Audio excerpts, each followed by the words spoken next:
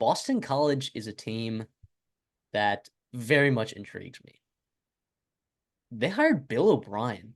Like that is a really good hire. Like I don't think people understand. Like yeah, he had his things at Penn State and he did awesome, right? And some people say the sample size wasn't big enough. I thought that was plenty to know that he is a great coach, basically pumping oxygen into that program from basically in a dead spot that it was and giving it life. Sure, he didn't work out as a GM in the NFL. Not many guys can make it work being a GM and a head coach. There's really only one other guy that was able to do that successfully in the And last it 25 struggled years. too. And yeah, and Bill Belichick, you saw the end of it happen too. But So, plus, O'Brien gets a lot of hate for the Alabama stuff too. I mean, you what are won we a damn talking about? Heisman Trophy.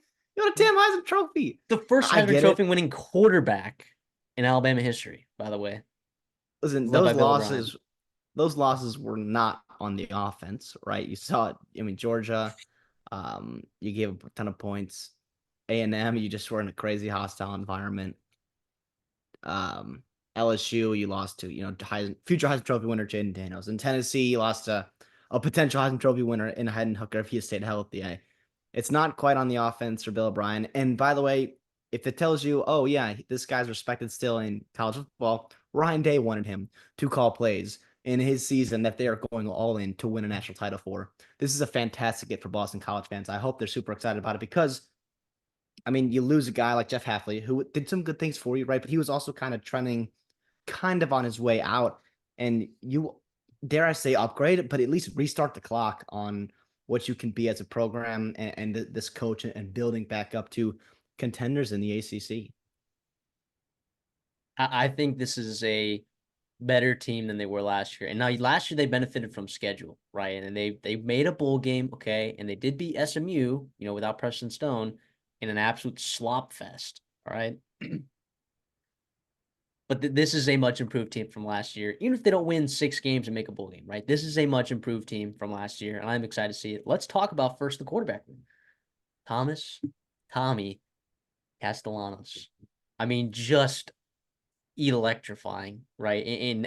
Well, I was about to say every way, but maybe not throwing the ball Not throwing the necessarily, but he's electrifying with his legs. Okay, and look, if you watch that offense last year, like sure they did produce down the stretch, and it was necessary to make that switch to Tommy Castellanos, but like literally, like their offense thrived in like broken plays and Tommy Castellanos just getting out of there, getting loose, getting out of the structure of the actual play. Like I didn't feel like he was actually part of an offense that, one, I mean, it benefited him because he was able to like just get outside and, make plays with his legs. But it'll be interesting because Bill O'Brien is very pocket passer friendly as a coach. And I don't know if he's going to change Tommy Castellanos in that sense, if he's going to use Tommy Castellanos with his legs. I don't know what that's going to look like. And, part of me is really excited about it, but part of me is also really nervous for that. I don't know how Tommy Castellanos is going to mesh with Bill O'Brien in his offense. I wouldn't be surprised to see some kind of transition early in the season, right? I mean, Florida State in week 1, Missouri week 3, like those are going to be tough games no matter what. But you're hoping by week 4, right? And we'll get into the schedule eventually that you can start getting into the things in the feel of your offense, especially if you are asking Tommy Castellanos to change what he's been successful at. Now, Bill O'Brien's a smart guy, right? Will Lawing, he brings over, who's been with Bill O'Brien forever, it seems like, back to his Penn State days. Was with him in Houston, was with him at Alabama as well. Was with the Patriots this past season. So he knows what Bill O'Brien wants. I think and there'll be a good voice in the room as well for Castellanos to develop and continue to do what he does so well. I mean, apparently he's improving a lot. Apparently, the signs are that there's some growing pains, obviously, but it sounds like he wants to be better throwing the ball. He knows he has to be better. A 57 grade passing grade is not ideal for your starting quarterback, but you can make up for it with an 80 plus running grade. And so if you can somewhere meet in the middle there with that passing grade and improved, consistency down to down, which I think is what Bill O'Brien really looks for. You heard a lot of steam about Grayson James potentially being able to come in there and, you know, kind of be more of that pocket passer, pro style quarterback that Bill O'Brien came once in his program. But yeah, it's Tommy Castellanos' team. It might even be Jacoby Robinson might even be the backup. It sounds like he's playing well in practice as well. But regardless, though, it's Tommy Castellanos or die. And listen, if you're a Boston College fan, I think you like that. I think he is fun to watch, and you're gonna go down the swing with him. I mean, yeah, he was so good. 1,100 yards on the ground, and you bring in a couple running backs too. So I wonder if they're gonna lean into it in year one. And you got Matt Applebaum as the O-line coach, who will talk about. Uh, it could be that could be more of your kind of play style is just to lean into the physicality, the running game, especially against teams that you're going to be competing with. Well, let's talk about more of the running back game. Let's talk about or the running game. Let's talk about the running backs because I think they're pretty good, at least in your top two, right? I do like McDonald. I like Kai Robichaud a lot. I love Trayshawn. Love Trayshawn. I don't know who's gonna ultimately like lead the team in carries. Um, Robichaud obviously was there before, but Trayshawn Ward definitely gives you a different dimension to that offense and has experience starting at the Power Five level. Well, I guess not starting, but playing a backup role. He played in the ACC at Florida State, played at Kansas State, significant amount of snaps.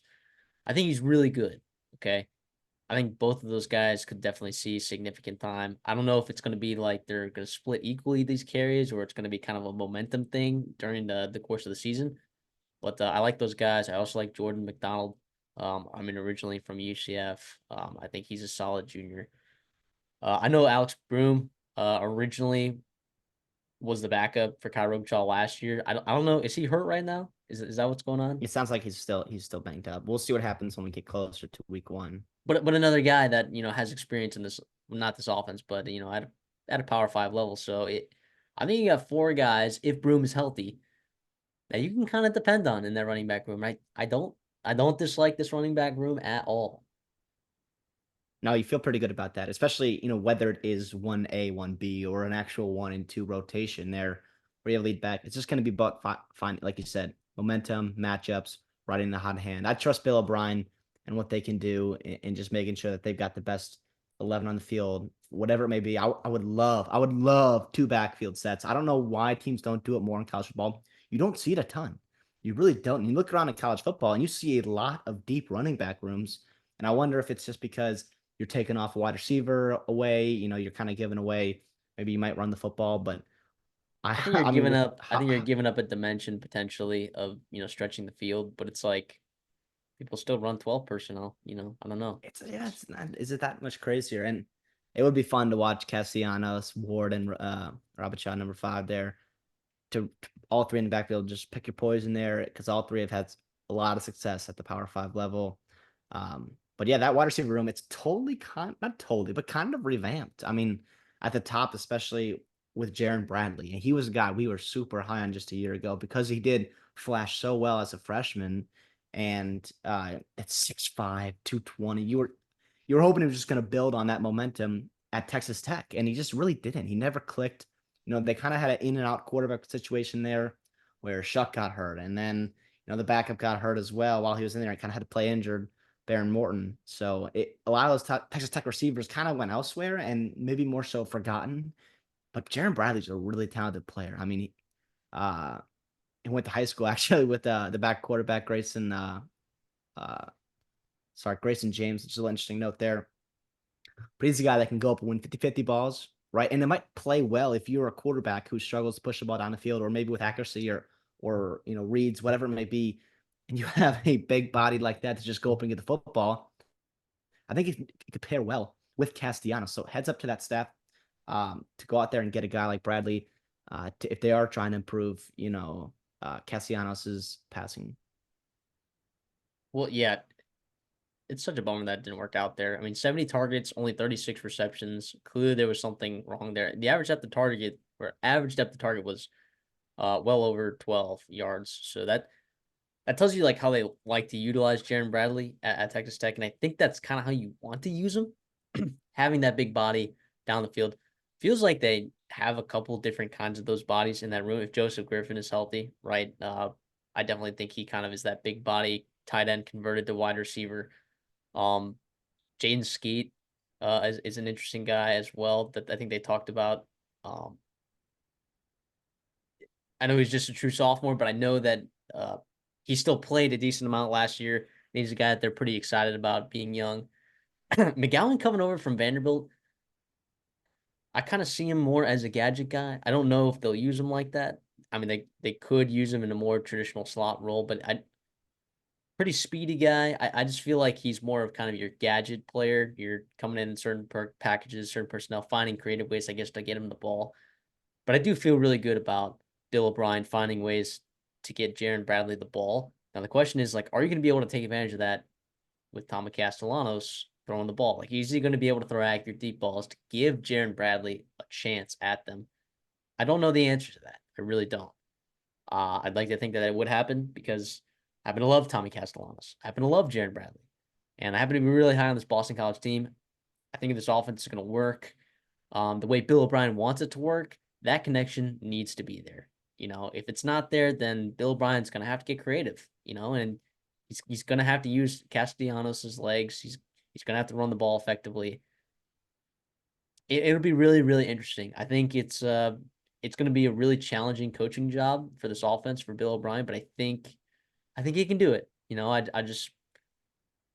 a little bit I don't want to be haste and say let's not be haste and say that this is going to be a really, really, really great passing attack, when we haven't really seen it from Tommy Castellanos. But I think the pieces are there for sure to potentially be effective. Well, yeah, and Loose Bond too. I don't know if you mentioned him, but he's Yeah. a really nice compliment to Jaron Bradley. Being a little bit smaller, a little bit easier in the short and intermediate passing games where you can get a guy like Castellanos in rhythm and making short and easy complete throws, or a guy like Bond, even McGowan mentioned, can go run after the catch as well, and really kind of get him into the rhythm and the flow of that football game. So then you can take deep shots to guys like Bradley and Skeet as well. That tight end room is interesting. I mean, you bring over Kamari Morales, who, by the way, yeah, I mean, that's a really loaded room there. A very loaded tight end room in the ACC at UNC. So he comes over, gives you kind of a veteran presence, just, a solid player. Nothing special, but obviously, definitely, an average to above average type player in the ACC at the tight end position, which, by the way, a tight end position, that's kind of all you're asking for. Like, just don't be a weak spot too. Anything else is just plus and gravy. But Morales and Franklin are kind of going to duo that. And it should be interesting to see how hopefully they can give Castellanos some kind of help too as well in the passing game, similar to Bradley, where it's big body targets, high catch radiuses, hopefully easy completions as well to get him into the flow and rhythm of things. And we'll see what Bill O'Brien and Long can draw up for him. So I think you got everything. I think you covered everything in that tight end room. The offensive line, I know you lose Hergel and Mahogany. I still think that this can be a good. I don't think it's going to be better than last year's offensive line, uh, because how can it be when you lose two NFL guards like that? But I do think you have some decent pieces on here, and more than anything, experienced. Like I look at guys like Jack Conley. I look at Kevin Klein. Those are guys that have played meaningful snaps, particularly in that 2022 year where stuff just fell apart on that offensive line injury wise. They were playing in those moments, so they're ready to go. But who knows who if both or either one of those guys um are even going to start. Uh, Logan Taylor, Ozzy Trupolo, I think decent tackles. Drew Kendall, I like a lot at center. I think you Well, got I some think, pieces here. Is Klein yeah, gone? so no, I think Logan Yeah. Taylor might be moving down to guard, which would be really good because sometimes he just didn't look like he quite belonged, on the ACC football field at left tackle, which is, by the way, probably the toughest position to play at. And so they bring up Jude Bowery, a younger kid that they're excited about. A guy that's had his injury issues, but he's just a really good athlete there. And I know that they're excited behind them, or Applebaum is excited about him to step into that role. And I think Taylor gives them a good presence at left guard. Trapilo, I like a lot. I mean, he was always a second team kind of guy. Big dude, 6'8", 313, former four-star recruit. His father was an All-American at Boston College. Really, really nice piece. And if Bowery can be that guy, can be healthy and as active as they think he will be. Yes, obviously, Hergel, Mahogany, those guys are really good players. But, I mean, like you said, there's a lot of experience behind them. You're bringing in fourth and fifth and 6 year guys to come up in front of them. And that's where you want to be. You want to be old, get old and stay old at the offensive line, right? Yeah, Jack Funk is a personal or versatile piece that they can move around as well. Like that's 8 guys. That's 8 guys, which I don't know if Boston College can say every year that they feel good about like 8 guys in this offensive line, with guys with various positional versatility. So I'm okay with this offensive line. I don't feel like it's gonna be bad. I feel like you might have a more effective true running game than you have in the last couple years. I know that their rushing stats were actually pretty good last year. I think a lot of that was Tommy Castellanos, those. So, that inflates that a little bit. But yeah, I think this offense is really going to come down to like, what is Bill O'Brien going to adapt to the talent that he has at the quarterback position, or is he going to force Tommy Castellanos to adapt to him? Yeah. And does either way work? Right. So Yeah. I'm very, very interested to see what happens there. Yeah, I would be remiss if I didn't mention this too. We did talk about Mahogany and Hergel. Those are two guys that yes, we think that they can replace, but also in the interior is kind of not where you want to be weak with Castellanos. He's athletic enough to move around. If there are edge rushers chasing him, that interior pressure, he's only 5'10", and we talked about that with short quarterbacks in college football, where if you're getting interior pressure, that makes it a lot harder to stand in there and make a read to make a good football throw. So I guess we'll see how that goes along. Definitely something to monitor, early in the season. I mean, we'll see how Florida State does, although their interior defense line is something I'm personally interested to see, replacing a couple good guys there to the NFL. So we'll see how they held up. We'll know early on Monday, right? Which will be nice. This defense, I mean, in the front seven, I mean, it's as experienced as it gets, you know? You got a lot of guys that have had a lot of snaps in college football in that front seven. You've had a lot of guys that have had very effective snaps in that sense. And you know what? And I'm looking at this. I was looking at this defensive line, and I'm looking at some of these pressure stats, and I'm like, okay, these guys got a lot of pressures. But then there's a flashing red uh indicator on my stats page on my Excel sheet that says sacks, that they finished last in number of sacks per game as a defense. And I'm like, how is that possible? And you look, and they were getting pressure on the quarterback. They just were not able to get those sacks. So do some of those sacks turn into, or sorry, does some of those pressures turn into sacks this year? I have to believe there's some sort of regression there that we're going to see in that front seven. And I think that they're going to be able to get to the quarterback this year. I really do. I'm with you, and that is the key. I mean, with Jeff Hafley gone to the Packers, it's nice that new defense coordinator Tim Lewis is welcoming just about everybody back on that D line, and it starts with Ezerico. I mean, he's kind of really, really good, and yes, the sacks weren't there, but he forced a couple fumbles. He did some nice things. They're bringing back a lot, a lot. I mean, you're looking at 1,300 snaps at the edge position. You're looking at almost 1,000 snaps interiorly, plus a guy like Sed McConnell coming over from Illinois, who's looking really, really good in practice. A guy that sat behind a couple NFL players in front of him at Illinois. Right. So that's really, really exciting. And also, similarly to your offensive line, you are old. Your starters are going to be fourth and fifth and 6 year guys. And that's a great thing to be if you are Boston College. It'll be interesting to see how the young guys, I'm hoping for a guy like Edwin Kolanji and Gilbert Tungrogu. Um, Hoping that they can be a little bit more consistent and really help with that depth and maybe also develop into those pass rushers that do finish at the quarterback.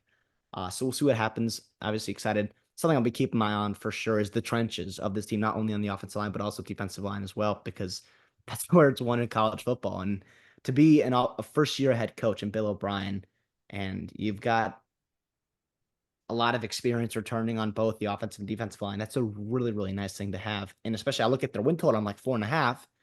I more so I think a lot of that's due to that schedule. As we mentioned that we're pretty high on them this year. But it'll be about, how do those young guys develop behind them? How are these guys developing year over year? Are they going to improve like we think they are? How are they flashing in practice, et cetera, et cetera? In the linebacker room, the Pullman was not very good. Sorry, Boston College fans. He was not very good. Okay, like by losing his snaps, and he played what, like 679 snaps. Uh, I feel like you can make up for that in the aggregate pretty easily. Cam Arnold is a really good football player. I happen to like him a lot. You got Blackwell and Crouch that I think in the aggregate, I think those guys are going to make up for whatever snaps you lose with the Palma. I don't think the Palma was good at all. I really don't. I don't know if Boston College fans are going to get triggered by me saying that, but I don't think he was very good. There's like a report that I'm reading right now, and it starts with Vinny De Palma is a big loss at middle linebacker, and they didn't really make an obvious move to replace him. It's because I think they feel good about letting him go because like he was not very good in my opinion. No, and I think the depth there is pretty solid this year. Um, Sione Hala is an interesting guy. I mean, he's a guy that I think is moving from safety down into linebacker. It sounds like he's making plays. He's a physical guy as well, good mover. Obviously, athleticism comes from that safety position. And then Owen McGowan, too. A couple of, third and fourth year guys in your two deeps, 2 to 3 deeps, playing well in camp. That's a great thing to be at.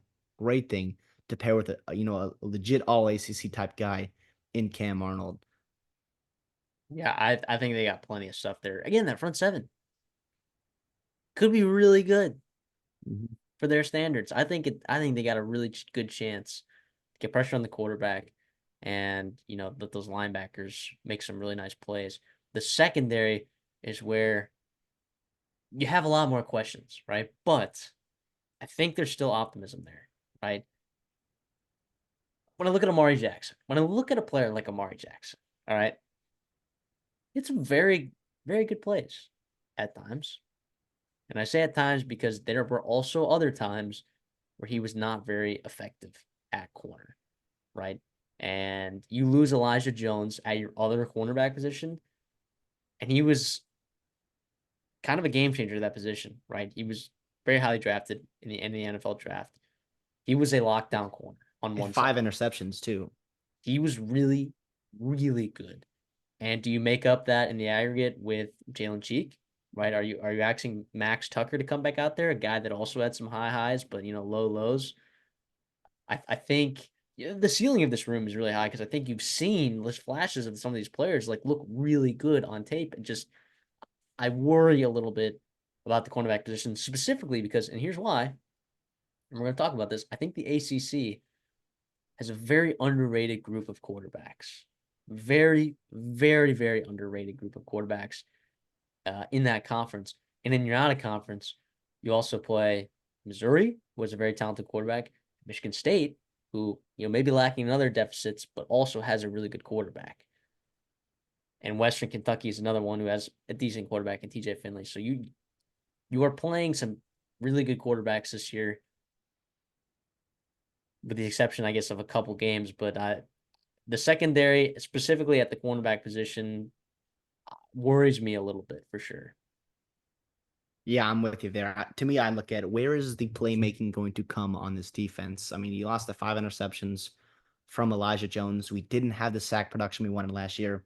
Where are we going to be at? Because it's hard enough to play defense in college football, but it's hard enough when you're not causing negative plays, causing turnovers in especially in that secondary. And yes, you mentioned the talent is absolutely there. I do also wonder if it's going to help a guy like Amar Jackson because Jones was so good. And so maybe a lot of offenses were scheming up things against Jackson because they knew if you're going to test Jones, you better bring it because he's bringing it as well.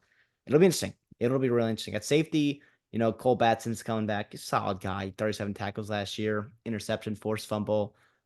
Graded out okay, just about average, which is, fine, but I do think your safeties, if your corners are getting, a little bit tested, you want your safeties to be very experienced. You want them to be in the right spots and be able to cover some ground if your corners do get in some tricky spots. We'll see if it happens. Is Cam Martinez going to step up? Yeah, I don't I mean, know. he didn't roll in spring. You're kind of seeing that KP Price is there as well. So it'll be interesting. Definitely something I'm monitoring because this front seven is something that we both said we're super high on. And I think that will help take some pressure off the secondary in general. but it can't just be a glaring weak spot. You know what I mean? And let us know in the comments section, Boston College fans, if we're not seeing something, if there's a lot of talk and buzz around certain guys stepping up, that may be stepping up a year early than we expected them to. Let us know because we'd love to hear that because this that is actually a very very important spot on this team because it could lead to a couple wins and unfortunately a couple losses as well. Yeah, I mean they took more transfers at this position than any other position, so that right there tells me that there was a problem that they were trying to fix. The only other position where they took 3 transfers was wide receiver, and I feel really good about I feel good about one of the wide receivers that they brought in for sure, but look, anytime you get cornerback transfers from Ohio State, you're gonna think that they could play at a pretty decent level, at a replacement level at least for Boston College Yeah, standards, absolutely. But I haven't seen it. I haven't seen these guys are young. Well, Cameron Martinez is not really, but neither it's of them more played a whole lot inexperience. last year. It's more about, yes, correct, the experience. Cam Martinez played more than Ryan Turner, but we're just gonna have to see how it all shakes out in that secondary.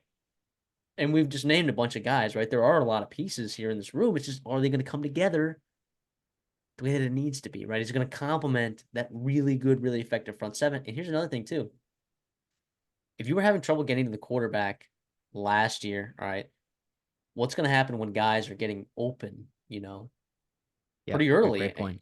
pretty early in their outbreaks? Like, are you still going to have this problem? I like to think no, because I feel like that's just has to be some sort of outlier. I like they were feels like they were getting to the quarterback, they just weren't bringing them down with the ball. So I want to think that even with some of the deficiencies in the secondary, they can still get to the quarterback. Because that's a great way to hide a negative secondary is to get to the quarterback and put pressure on them. We're just gonna have to see. All right, we're just gonna have to see. In terms of the schedule, okay, like we talked about, there's some good quarterbacks on the schedule, right? The out of conference I think is pretty tough. But we'll start with FSU at FSU week 1. Okay, that's a tough game. Duquesne at home. Missouri week 3 on the road. Michigan State, you get them at home. I like them in that spot. But again, they play Aiden Childs, a talented quarterback. Western Kentucky at home. Virginia on the road week 6. Then you get a bye. Then you have Virginia Tech on the road week 8. Louisville at home week 9. A bye week. Syracuse at home week 11. SMU on the road week 12. UNC at home week 13. And then Pitt at home week 14. If you're looking at the win totals, whatever site you're looking at, it's probably 4.5. It's heavily juiced to the over, but you have to go with it, man. There's no other play. I cannot justify taking an under with the amount of pieces that they have in that offense and the returning production in that front seven. And even with this schedule, like I like them with against Pitt at home. I like them against Michigan State at home. I like them against Duquesne. I like them against Western Kentucky at home. I like them against SMU. I like them against like Louisville and UNC are games that they could win, especially considering that they're at home. Traveling to Blacksburg is really tough. FSU on the road is tough. Virginia, I think, might be a little bit better this year than they were last year, and that game's on the road, so it could be interesting. It's right before a bye after a long stretch of games. Syracuse at home is a winnable game. Like I think this team can definitely win 5 games. Are they going to win 6? I don't know. I really don't know, and I don't think that's a failure if Boston College doesn't make a bowl game in year 1. Bill O'Brien, when by the way he doesn't have the type of quarterback that he traditionally works with on his offense. I still think there's enough pieces here where the over 4.5 is absolutely the play. If you were to hold the gun to my head, make me take over under 4.5, I have to. There's no justification to take the under. I think. Yeah, I'm with you on the over. I'm not gonna quite play it in terms of putting money behind it, but listen, I like it. I definitely lean the over if I had to choose. To me, what worries me is the schedule at the beginning. It's tough. I mean, you read it like at Florida State, at Missouri, weeks 1 and week 3. That's tough. Those are two top 15 teams right now, and at this point in Bill O'Brien's tenure, like those are just not wins. Games you're gonna be within 10 points, 2 touchdown favorites of. So it could be one of the situations where people kind of forget about Boston College early on because they're getting blown out in a couple games if it happens, whatever. But then you got Michigan State week 4, and that is a crucial game, even though it's out of conference. I still think to right the ship, that game is so important. You get back to 2-2, and then you can go on a little run here with Western Kentucky and Virginia, and then you get to your bye week and you're 4-2, and you're feeling really good. And it's just about, they say you're betting the over, it's just about one more win after that. But November looks like a fun month for you. And UNC week 13, late in November. How is Boston going to look? How is Massachusetts going to feel for a team like UNC, especially if they're struggling as an offensive line to gel and whatnot, and you can really impose your will on the offensive and defensive lines in that game. It's totally a game that's winnable for Boston College. Yeah, I'm with you on the over. We like this team. We like this future of Bill O'Brien there. And Castellanos, man, it's a fun watch. He is a fun watch. I highly recommend. Obviously, if you're watching this video, you're probably gonna be watching a bunch of Boston College, you know, bunch of Boston colleges this year. I'm so sorry, but yeah, we enjoy watching Castellanos and the rest of Boston College.